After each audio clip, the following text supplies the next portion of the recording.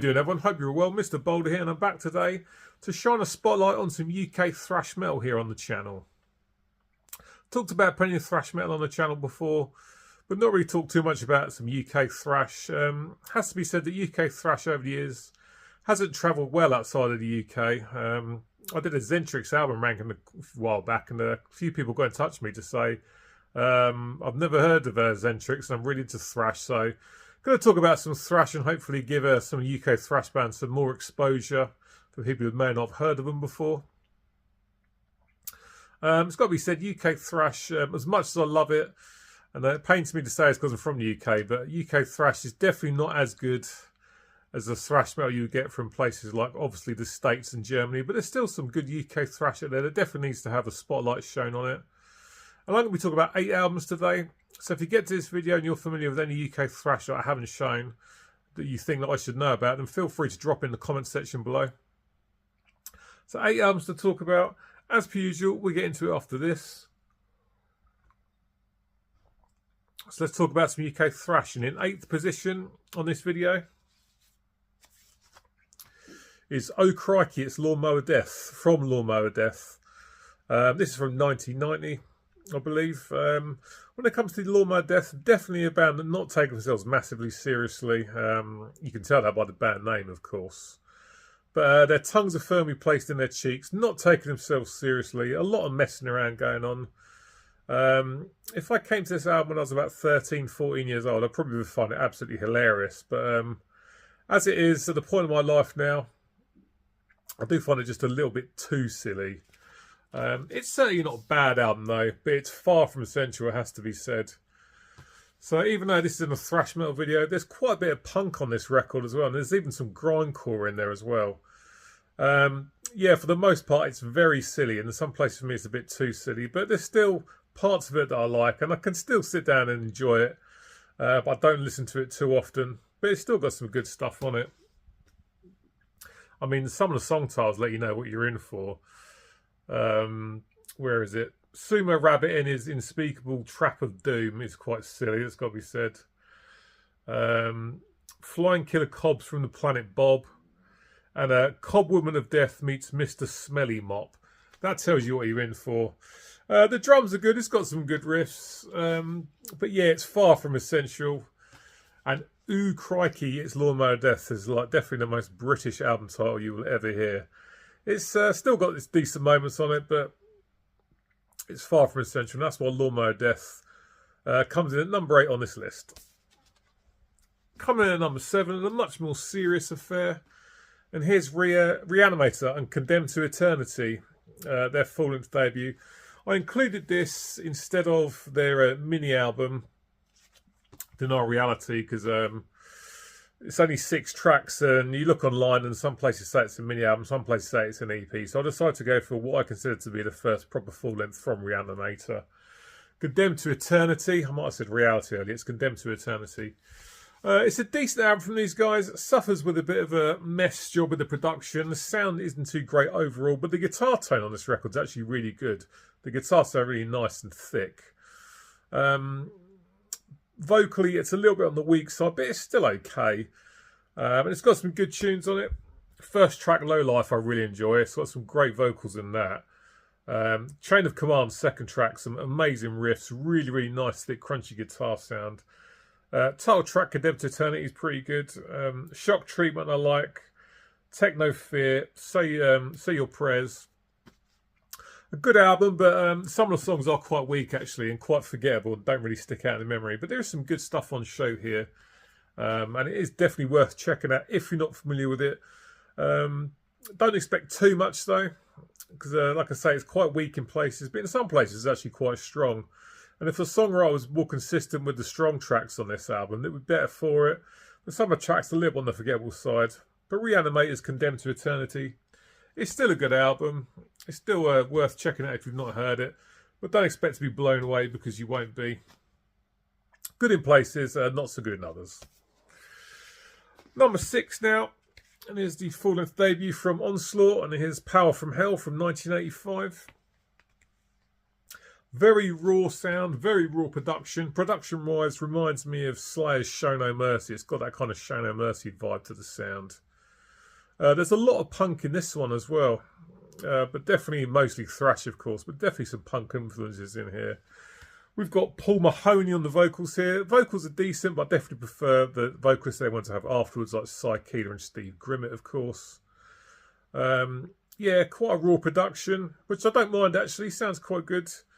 And this is a good record, but for me, when it gets to the end of it, this thing that always sticks out in my mind is it's gone on a bit too long. If you cut a couple of tracks from the final track listing from this record, for me, it would be a better record for it. But for me, it just drags its feet a little bit too much. Some nice riffs though. Steve Grice's drums are really good. The opening track, the first proper track, Onslaught, Power from Hell after the intro is great. Really catchy chorus. Easy gets into your head. Great vocals. Thermonuclear Devastation up next. That's a great track as well. Great chorus. Skull Crusher 1, that's good. I like that. Side A closes out with Death Metal, which is a fantastic track with a really catchy chorus you can definitely sing along to. Some great riffs. Angels of Death kicks off side B. I like that one. Steel Meets Steel was good. But then you get to stuff like Skull Crusher 2, which for me is completely unnecessary. It doesn't need to be here. And the last two tracks, Witch Hunt and Mighty Empress, are okay. But like I say, if they were cut from the end of the record, I think it would be better for it. Just drags its feet a little bit too much. And Onslaught, a band, definitely went on to do much, much better things. But Power from Hell is still a decent listen. It's got some good tunes on it. If you like that old school Show No Mercy Slayer vibe, you definitely should be checking this one out. Vocals not as good as Tom Arise, but still decent. But Onslaught's Power from Hell, decent album. That comes in this list. Where are we at now? Number 6. That's number 6. Quick drink before I carry on. Up next, here's Acid Rain's The Fear from 1989. Now, much like with Reanimator, I decided to include this instead of their 1988 Moshkenstein debut, purely because there's conflicting reports again online of whether it's a EP or a mini album. Some places say Moshkenstein's a mini EP, some places say it's a mini album, some places say it's an EP. So I decided to go for the full-length debut, The Fear from 1989. Again, much like Lawnmower Death, these guys not take themselves massively too seriously. Definitely not as silly as Lawnmower Death, though. Got a sense of humour. Once again, the tongues are placed firmly in their cheeks. But some really good thrash on this. The sound of this record is definitely a step up from Moshkenstein. The drums in particular sound great on this album. Some really nice guitar riffing across the entire thing. And H's vocals are decent. And never the best vocalist. In fact, I think his vocals on their last release, The Age of Entitlement, are the best he's ever sounded. But still some good vocals on this as well. And some great tracks as well. Reflections of Truth is really, really good. Some excellent riffs in that. Insane Ecstasy, again, some nice riffs. Humanoia, my favourite track on the side A. Got a great chorus you can sing along to. Really, really good stuff. Side A closes out with The Fear, which is just over 8 minutes long. That's a decent tune, but not as good as what's come before it. Blind Aggression kicks off side B. That is an absolutely fantastic song. When H is screaming behind the mask, it just sounds great. Full of conviction, great vocals. Life Informs up next, good song. All I See, great track. Lost in Solitude, decent track at the end, but not as good as some of the stuff that's come before it. This is definitely a step up on the albums that we've seen before. A great band. I've seen these guys live twice. Absolutely fantastic. Saw them at Bloodstock headlining the Sophie Lancaster stage. And H is just an absolutely amazing frontman. Loads of charisma. Some good banter with the crowd. The band that they've got these days is really, really good. But still really, really good here as well. And The Fear from 1989 is a great full-length debut from Acid Rain. Definitely the best album we've seen so far. Good album, like that one a lot. Number 4 now. And here is Slammer and the Work of Idle Hands from 1989, which is a band I was completely unfamiliar with until Andy, the Metal Mogul, showed them on his channel. And I checked them out and absolutely loved it. This full-length debut is really good. We're getting to the really good stuff on this list now for me. This is a fantastic song. Album. Production's really good. All the instruments sound great. Some nice riffs, some good vocals as well. Drums are excellent. Tenement Zone first track is great stuff. Johnny's Home, that's another good tune. Really strong chorus, catchy stuff. Razor's Edge and Hellbound, last track on Sideman is great. Another great chorus you can really get your teeth into. Hunt You Down, first track on side 2. Again, very catchy chorus. I really enjoy that one a lot. God's Pray, Fight or Fall, last track No Excuses is really, really good as well. It's just an excellent album. Some really good solos on this record as well. The vocals are nothing spectacular, but they definitely get the job done. Drums are really good as well. And just some solid songs. There's nothing here that's weak at all. Nothing's an absolute knockout, but there's certainly nothing bad here at all either. And that's why Slammer's The Work of Idle Hands comes in the 4th place on this list. Well produced. Record sounds good. And if it wasn't for the VC, I would not have ever discovered this band, I don't think. So if you're watching this, cheers Andy. Much appreciated, mate. Really good recommendation. Slammer's The Work of Idle Hands comes in number 4 on this list. An excellent debut album from them. Great stuff. Into the top 3 now. And here is Hyravean and the excellently titled Rather Death Than False of Faith. A brilliant, brilliant name for an album title. However, an absolutely horrendous album cover. Without a doubt, one of the worst covers ever put out there. Is absolutely shocking. But don't let this terrible album cover put you off. Because whereas the cover might be some anger, the music's definitely Master of Puppets. It's an absolutely fantastic, savage UK thrash metal album. Very raw sounding, really nice raw production. The rawness kind of reminds me of early Slayer, sort of Hell Awaits era Slayer, Show No Mercy. So definitely influenced by Slayer, but not 100% copying their style in the slightest. This debut from Hyravean from 1988 is an absolutely amazing album. It kicks off with Rabid, which very much starts like the breakdown part in Rain and Blood. Good opening track. You got Crucify next, which is a fantastic song. Really, really good vocals in the chorus. Very savage sounding vocals being spat out with lots of venom. Sounds fantastic. The House track 3 is brilliant. Great chorus, some great riffs. Very catchy stuff again. Right to Die closes out side A. The weakest track on side A, but nothing bad there at all. It's still a great tune. Side B kicks off with the title track, Rather Death Than False of Faith. Excellent chorus. I like the way the vocal patterns are being spat out really fast. Great vocals again. It's really, really catchy stuff. Some amazing riffs. Nice solos as well. Misanthropic up next. Good tune. Harlequin, that's another really good tune. I like that one. It's very catchy. Great chorus. Ends with Guillotine. Just a couple of tracks on side B. They're a little bit weak, but they're certainly not bad. Superb raspy vocals. Very much reminds me of... I can't remember it off the top of my head now. But great vocals nonetheless. Some excellent riffs. The drums are good. It's fast, frantic stuff. Very raw in the sound. The production's amazing. I like that raw sound. The Hyravean's Rather Death Than False of Faith is an absolutely amazing thrash metal album. Like I say, do not be put off by the bad album cover.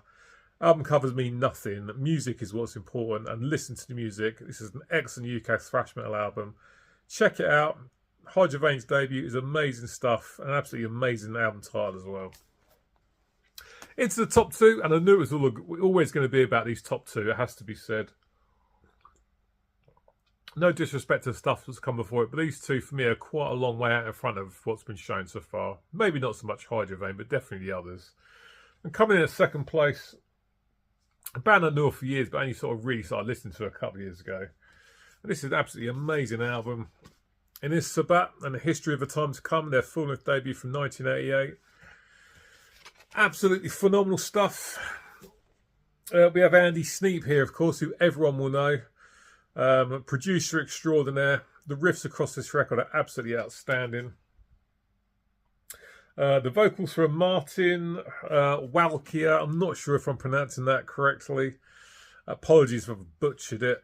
But his vocals are absolutely amazing. He definitely reminds me of Randy Rampage, original Annihilator vocalist. Very similar vocal styles. Just an absolutely outstanding thrash metal album. The lyric writing in this record is very clever. Definitely telling a story for me. And just great vocals as well. So many amazing riffs. Drums are great. The songs, though, are so strong. Really, really good stuff. A Cautionary Tale. That opening track is really, really great. Hosanna in Alexis, again, I'm not sure if I pronounced that correctly, but that is absolutely brilliant. Some amazing riffs, some great vocal patterns that are very, very catchy. Behind the Crooked Cross, track 3, again, some amazing riffs in that. The chorus is fantastic. Horn is the Hunter closes side A. It's, again, a brilliant tune. Eye for an Eye kicks off side 2. That's okay. It doesn't grab you as much as others. For Those Who Died, good track. A Dead Man's Boat Robe, excellent stuff. The Church Bazaar, last track. Again, some amazing riffs across the second side of this record as well. But it's the vocals and lyrics that definitely the standout for me. The slightly exaggerated vocal delivery reminds me a little bit of Blitz from Overkill. But just an absolutely amazing album with so many great songs on. So many catchy parts, especially, like I say, the vocals. That's where it's all about for me with this record. This is the thing I enjoy the most. And the vocal patterns as well across all the tunes. Really, really good. Some great solos, as you would probably expect. Not the best production, but it still sounds decent. Again, quite a raw production, but I like it a lot. But Sabat's A History for Time to Come. It comes in number 2 in this list. Their debut from 1988. Excellent UK thrash metal. You've got to check this out if you've not heard it. It's brilliant stuff. But coming in at first place, and even though it's only just first place, I was pretty convinced this was going to be number 1 from the off. Just an amazing album. The first time I ever streamed this on YouTube, I jumped on eBay the very next day and bought a CD, and it was like 30 quid because it wasn't hard to come by at the time, but I didn't give a shit. I was paying that for it anyway. And a nice original press here on vinyl as well. For Zentrix's Shattered Existence from 1989, definitely my number 1 on this list. Just about beating Sabbath into second place. Just an absolutely amazing album. Chris Astley's vocals are absolutely superb. The drums are amazing. The riffs are fantastic. So is the bass. Just great songs. Probably the best produced album on this list. This was put out by Road Racer Records. So that's probably why. Just an album featuring so many great vocal hooks, catchy choruses. The drums from, is it Dennis Gasser on the drums? Let's have a quick look. The drums are fantastic. Dennis Gasser, yeah, that's it. Christian Harvard on the guitar as well. Some excellent lead guitar on this record. So many great riffs, so many great solos. Vocal patterns are really catchy. It's just a great listen. No compromise, track 1. So many great riffs in that one track alone. Then Balance of Power up next. Opening 1, 2 are just absolutely superb. Brilliant, brilliant stuff. Crimes track 3 is really good. Back in the Real Word. Not as good as what come before it, but still decent. Dark Enemy closes out side 1. No weak songs here. We're on to side 2 now. Bad Blood. Excellent stuff. Reasons for Destruction. That's a good tune. Poison of Position of Security, sorry. And the last track, Heaven Sent. There's no bad songs here. Everything's really, really strong. Nothing weak at all. When those double kicks drums come in during Heaven Sent, the last track, and matching up alongside the riff, just sounds great. Gets you pulling that riff face. Gets you banging your head. Just amazing stuff. Just no bad songs on this record at all. Zentrix's Shattered Existence from 1989, their debut, is an absolute beast. And for me, it's the number 1 UK thrash metal album that I'm aware of. Just excellent stuff. A record that I can put on, sit the needle down, listen to it from start to finish, and enjoy every single second. Great leads, great riffs. Chris Astley's vocals are fantastic. If I was going to criticise anything about Zentrix, is that they're a little bit of a copy of Metallica. I don't give a shit, to be honest. Excellent album, excellent band. Still putting out great records now, not with the same vocalist. I've got a new vocalist now who does a fantastic job as well. But Shattered Existence from Zentrix from 1989 is my number 1 UK thrash metal album. If you're into thrash and you haven't heard this, I cannot recommend enough that you give it a listen. I mean, to be honest, I'd recommend if you're not into, not familiar with a lot of these albums, they're all pretty much worth a listen. Maybe not Lawnmower Death. But Shattered Existence from 1989, Zentrix's debut, is my number 1 UK thrash metal album. Absolutely fantastic. You have got to hear this if you're into thrash if you've not heard it. So there we go, guys. Video over and done with. 8 thrash metal bands, 8 thrash metal debuts talked about. I hope you enjoyed that one. As always, get in the comments section. Let me know what you think about this ranking. What is your number 1 UK thrash metal album? Well, like I said earlier, if there's any thrash here from the UK that I'm missing, please do pop it in the comments section if it's stuff that I need to know about, because I'm always happy to get recommendations from people. Always good chatting with you guys in the comments section as per usual. I'll be back with you next week, or I might be back midweek actually, with an entry for Gordon at the Black and Hymns channel for his 400 subscribers competition. So whether I see you midweek or next week, as per usual, thank you for watching. It's much appreciated. And until next time, as always, cheers, take care, and I'll see you later.